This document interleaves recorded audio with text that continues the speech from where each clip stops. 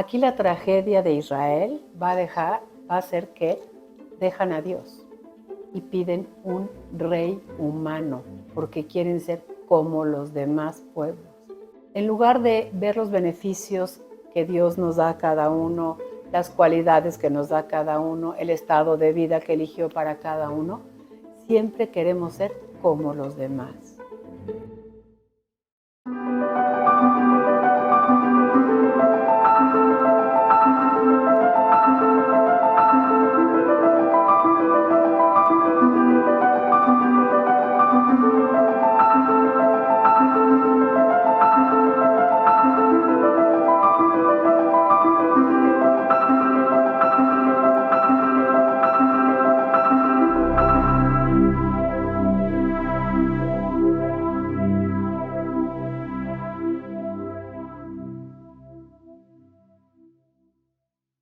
Mis queridos hermanos, les doy la bienvenida a nuestra clase número 19. Me parece increíble y le damos gloria a Dios porque podemos seguir caminando juntos, conociendo esta historia de salvación que el buen Padre de los cielos ha querido escribir en beneficio de todos sus hijos los hombres. En el nombre del Padre, y del Hijo, y del Espíritu Santo. Amén. Padre nuestro que estás en el cielo, santificado sea tu nombre. Venga a nosotros tu reino. Hágase tu voluntad en la tierra como en el cielo. Danos hoy nuestro pan de cada día.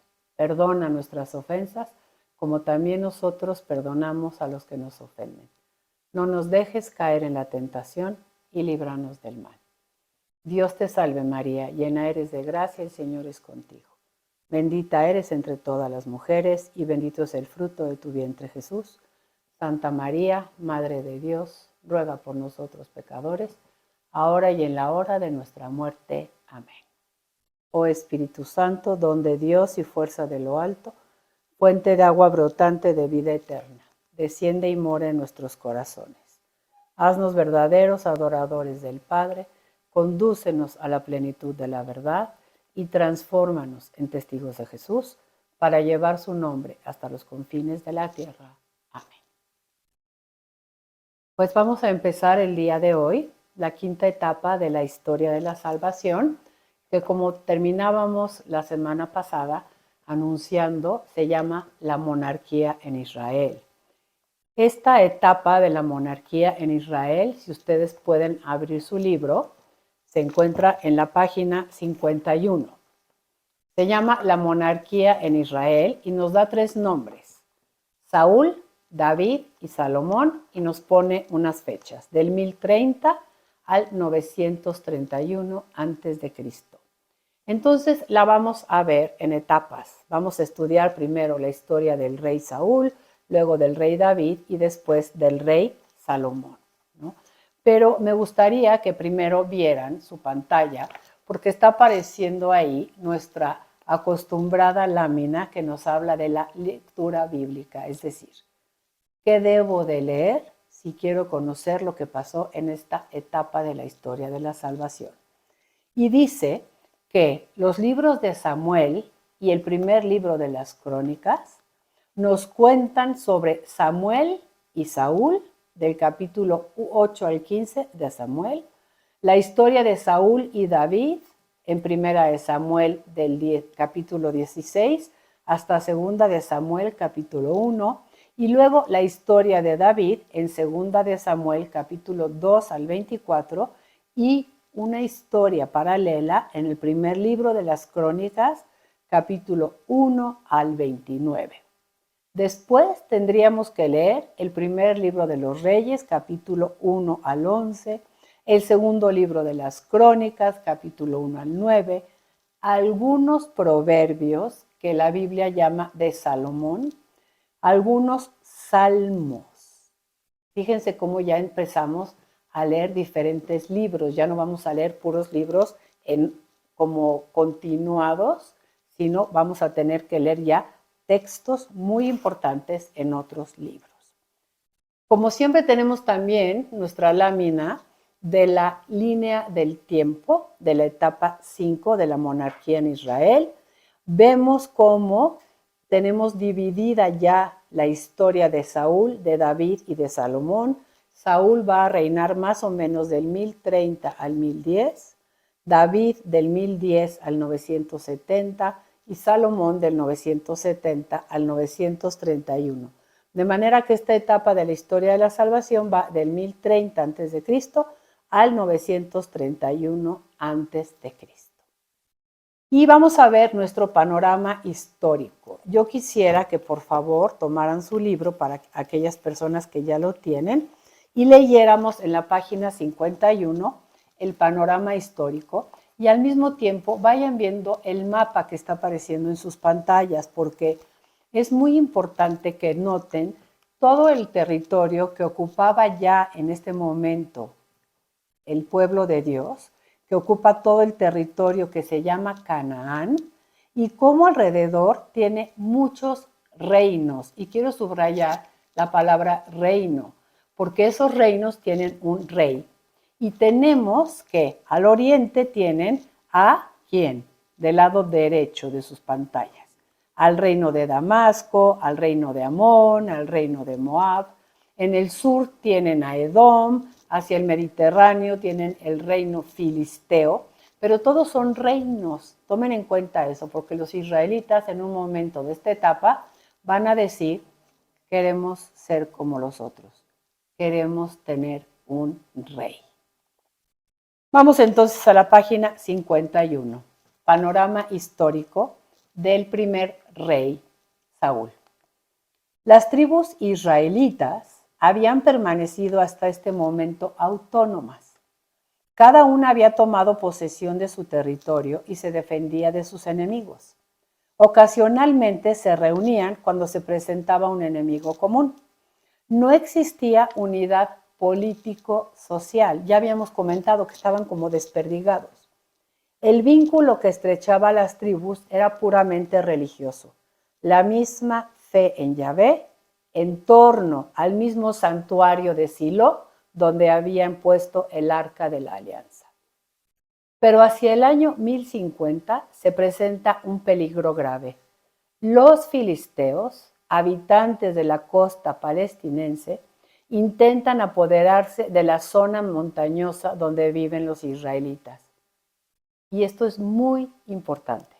La unidad política de Israel se muestra apremiante y surge un movimiento para tener un rey como las demás naciones. Y es que nosotros de verdad somos como Israel. Siempre queremos ser como el otro.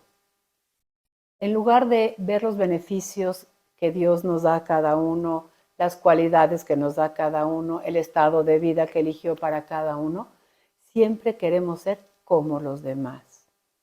Aquí la tragedia de Israel va a ser que dejan a Dios y piden un rey humano porque quieren ser como los demás pueblos. Y si recuerdan, Israel tenía que ser diferente. Tenía que ser una nación consagrada a Yahvé. Y el único rey que podía tener Israel era Yahvé, su Dios, que además había sido su libertador, que además había sido su proveedor, que además había sido el que había conquistado por ellos. Él le debería ser su rey, pero no. Israel va a querer ser como las demás naciones. Entonces Saúl será elegido por Dios, ungido por el profeta Samuel como primer rey de Israel. Pero Saúl no va a corresponder a su vocación. A pesar de sus éxitos, o tal vez a causa de ellos, Saúl prefirió oír la voz del pueblo que lo había aclamado más que la voz de Dios que lo había escogido. Esto va a ser una constante también en los reyes de Israel. Prefieren congraciarse con las cosas de la tierra que servir a Dios que les ha confiado esa autoridad. Y murió en el campo de batalla, derrotado por las huestes de los filisteos. Vamos a dejar hasta aquí nuestra introducción de panorama histórico y ahora vamos a leerlo en la Biblia. ¿En dónde vamos a empezar? En el primer libro de Samuel, que está a continuación del libro de Jueces y del libro de Ruth. Bueno, en el capítulo 1 vuelve a aparecer esta escena bíblica tan frecuente. Alguien que va a ser un personaje importante en la historia de la salvación va a ser concebido por una mujer que era estéril. En este caso, la madre de Samuel, que se llama Ana. Dice el capítulo 1. Hubo un hombre de Ramatain Sofín, un sufita de la montaña de Efraín, llamado Elcaná. Versículo 2. Tenía 2 mujeres. No sé si recuerden que Jacob también tenía 2 mujeres. Lía y Raquel, una que era amada y otra que no. Y les decía yo hace unas clases cómo las historias en la Biblia son cíclicas, van y vienen, de una manera que nos quiere enseñar, el hombre siempre es el mismo, ¿no? Y las historias se repiten y hay que aprender de las historias. Bueno, dice el capítulo 2. Tenía 2 mujeres, una se llamaba Ana y la otra Penina. Penina tenía hijos, Ana en cambio no los tenía. Versículo 4. El día en que Elcaná sacrificaba, daba sendas porciones a su mujer Penina y a sus hijos e hijas, pero a Ana le daba una porción especial porque era su preferida, aunque Yahvé había cerrado su seno. Versículo 7. A la mitad, Ana no dejaba de llorar. Un día, Ana fue al santuario de Silo. Y en el versículo 10 dice, estaba ella llena de amargura y oró a Yahvé llorando sin consuelo e hizo este voto. Oh Yahvé Sebaot, que quiere decir Dios de los ejércitos. Si te dignas mirar la aflicción de tu sierva y te acuerdas de mí, si no te olvidas de tu sierva y le das un hijo varón, yo lo entregaré al Señor por todos los días de su vida y la navaja no tocará su cabeza. Va a ser también un nazir como Sansón, como Jesús, un consagrado a Dios. Bueno, vamos al versículo 19. Se levantaron de mañana y después de haberse postrado ante el Señor, regresaron a su casa en Ramá. Elcaná se unió a su mujer Ana y el Señor se acordó de ella. Concibió Ana y llegado el tiempo, dio a luz a un niño que se llamó Samuel, pues se dijo, se lo he pedido a Yahvé. Versículo 24. Cuando hubo destetado, lo subió consigo, llevando además un novillo de 3 años, una medida de harina y un odre de vino. Al llegar, se entiende, al santuario, hizo entrar en la casa de Yahvé en Silo al niño que todavía era muy pequeño. Inmolaron el novillo y llevaron al niño a Elí el sacerdote. Ella dijo, óyeme, Señor, por tu vida. Yo soy la mujer que estuvo aquí junto a ti orando a Yahvé. Este niño pedía yo y Yahvé me ha concedido la petición que le hice. Ahora se lo ofrezco a Yahvé por todos los días de su vida. Está ofrecido a Yahvé y se postró ahí ante Yahvé. Es un consagrado al Señor. Y si ustedes leen después en su casa el capítulo 2, van a encontrar el prototipo del Magnificat. Fíjense cómo empieza el cántico de Ana.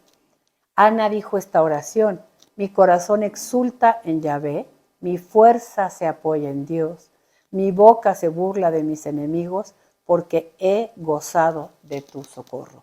Si leen el versículo 8, dice, levanta del polvo al humilde, alza del muladar al indigente. O sea, tiene ciertos parecidos con el Magnificat, lo cual nos hace ver cómo San Lucas, cuando pone el Magnificat en labios de María, tiene una raíz aquí, ¿sí?, en el libro de Samuel.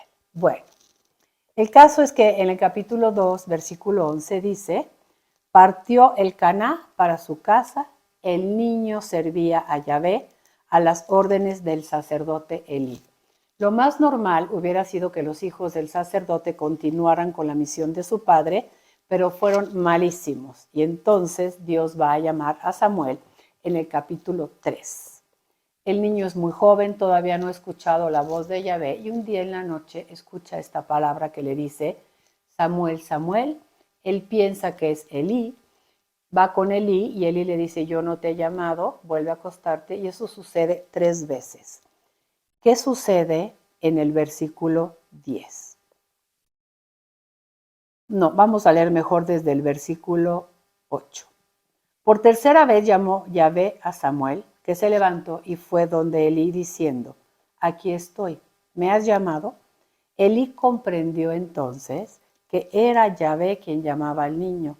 Así que le dijo a Samuel, ve y acuéstate, y si te llaman, di, habla Yahvé, que tu siervo escucha. Samuel se fue y se acostó en su sitio. Vino Yahvé, se paró y llamó como las veces anteriores. Samuel, Samuel. Respondió Samuel, habla que tu siervo escucha. ¿Cuál era la misión de un profeta? Recuerden a Moisés, recuerden a Josué. Escuchar la voz de Dios y después transmitirla. Habla, Señor, que tu siervo escucha. Y entonces Dios le da su misión y le dice que él va a ser el sustituto de Elí porque sus hijos no son dignos. Vámonos hasta el versículo 19.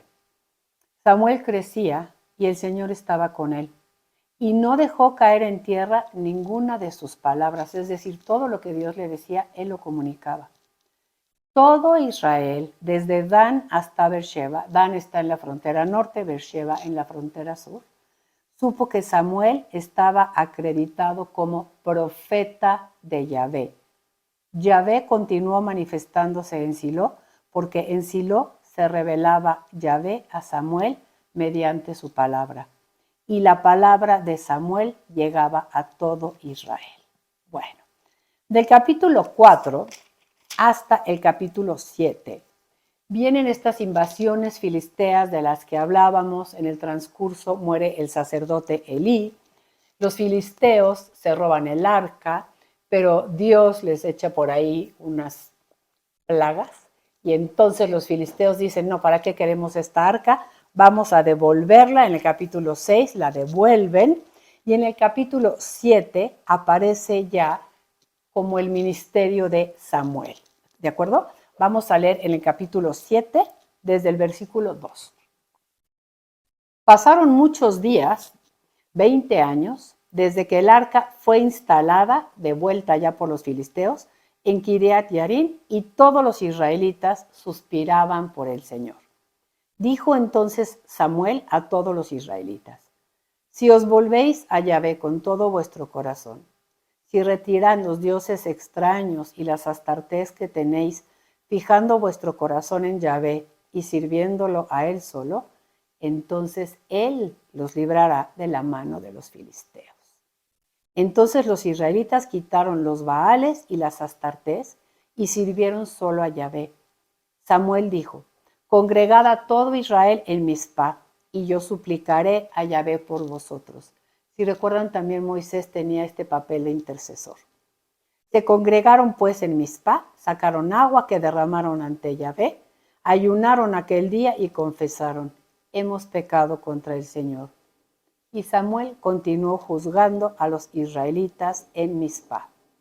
Pero los filisteos vuelven a atacarlos, pero como ya se habían vuelto al Señor, versículo 13, los filisteos fueron humillados y ya no volvieron a atacar el territorio de Israel.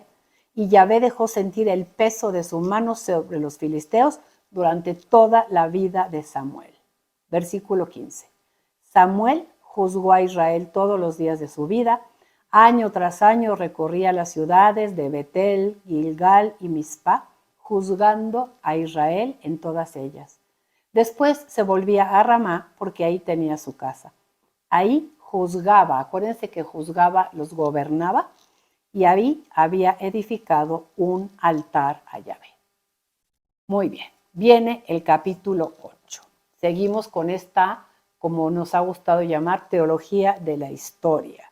Dios está eligiendo a un pueblo, lo está forjando, le habla a través de profetas, le enseña a través de palabras y acontecimientos. Y viene la historia conjunta de Samuel y Saúl.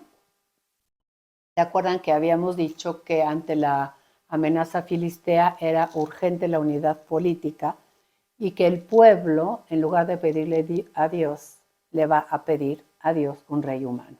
Y dice el capítulo 8. El pueblo pide un rey. La nota de la Biblia de Jerusalén dice: nos encontramos en un punto crucial de la historia política y religiosa de Israel.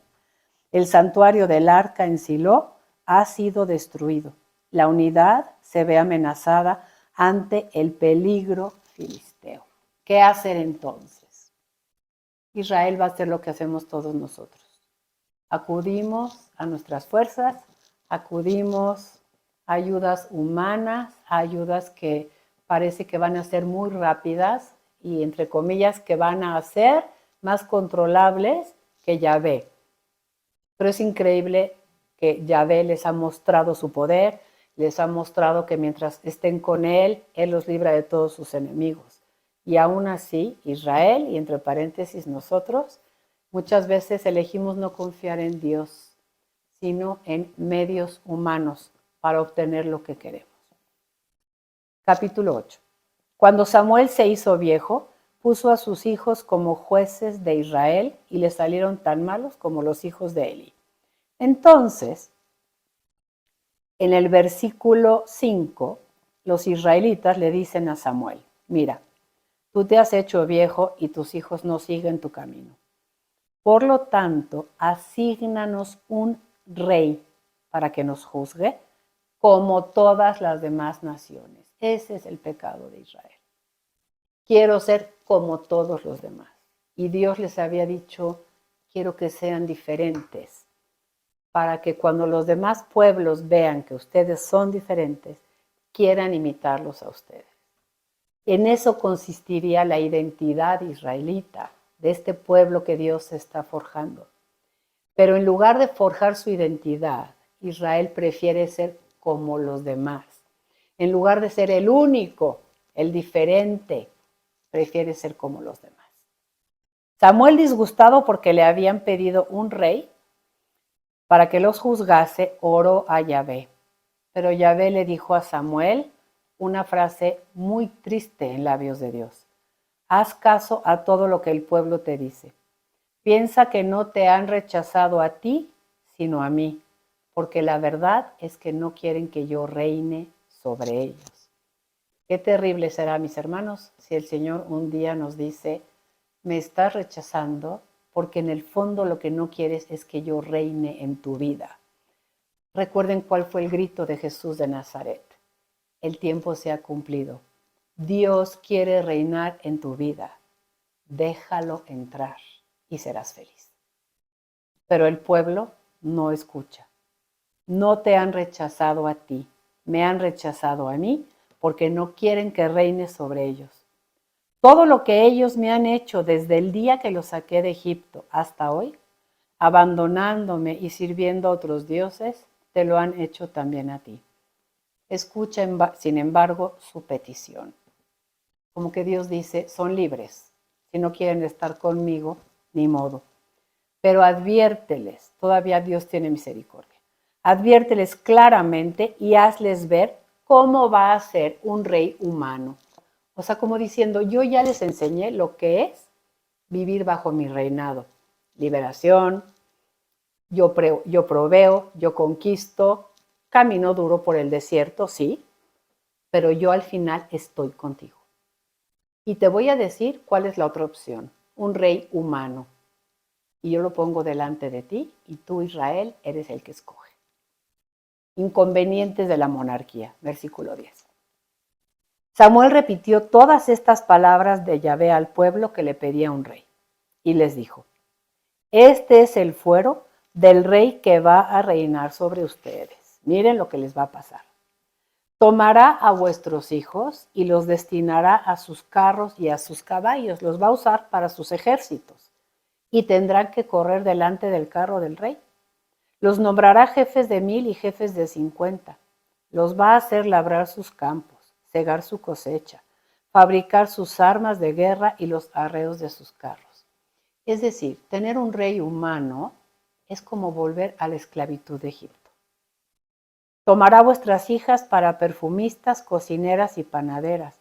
Tomará vuestros campos, vuestras viñas y vuestros mejores olivares y se los dará a sus servidores. Tomará el diezmo de vuestros cultivos y vuestras viñas para dárselo a sus eunucos y servidores. Tomará vuestros criados y criadas y vuestros jóvenes y asnos y los hará trabajar para él. Sacará el diezmo de vuestros rebaños y vosotros mismos seréis sus criados. Ese día os lamentaréis a causa del rey que os habéis elegido, pero entonces ese día el Señor no los responderá. Yo soy así, así son los reyes humanos. ¿Qué hizo el pueblo?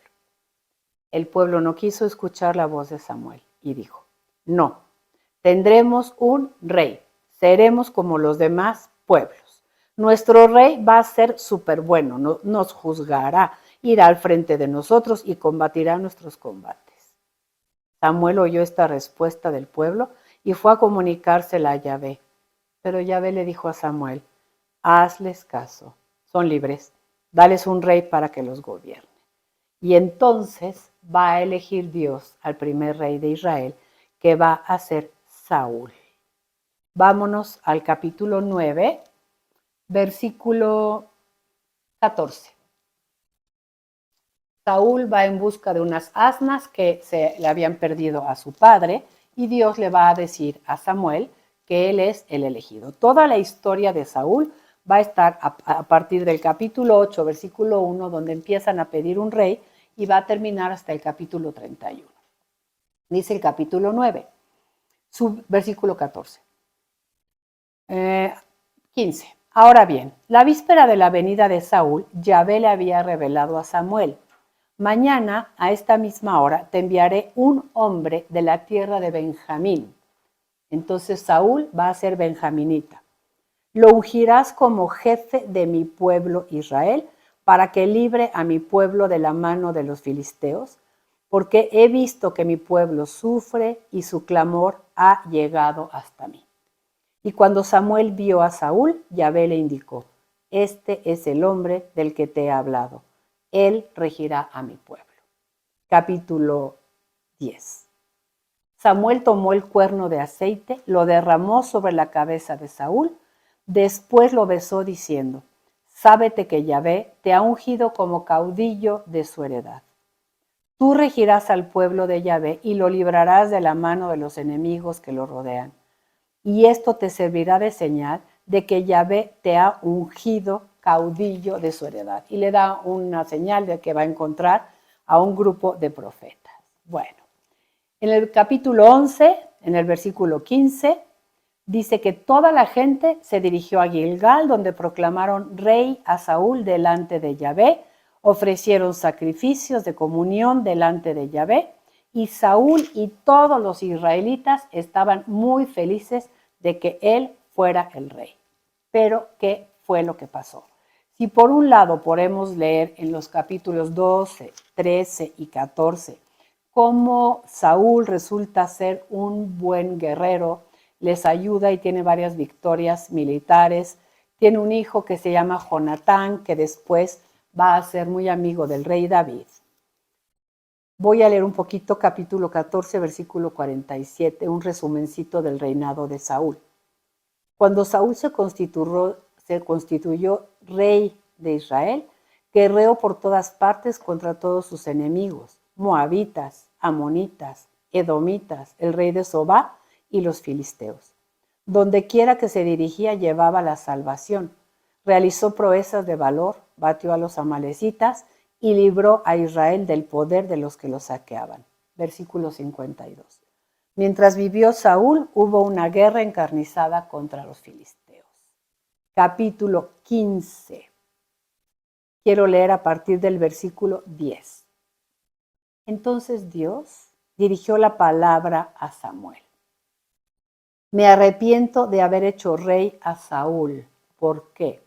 Porque se ha apartado de mí y no ha ejecutado mis órdenes en una conquista. Versículo 16. Samuel le dijo a Saúl, basta ya, deja que te anuncie lo que Yahvé me ha revelado esta noche. Él le dijo, habla.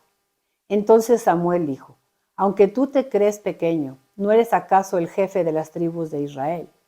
Que no se te olvide que Yahvé te ha ungido rey de Israel. Yahvé te ha señalado el camino a seguir y te ha dicho, ve y consagra al anatema a estos pecadores, a los amalecitas. Hazles las guerras hasta el exterminio. En el capítulo 14 se nos había narrado que no había exterminado todo. ¿Por qué no has escuchado la voz de Yahvé? ¿Por qué te has lanzado sobre el botín? La orden de Dios es destruye todo, no te quedes con nada.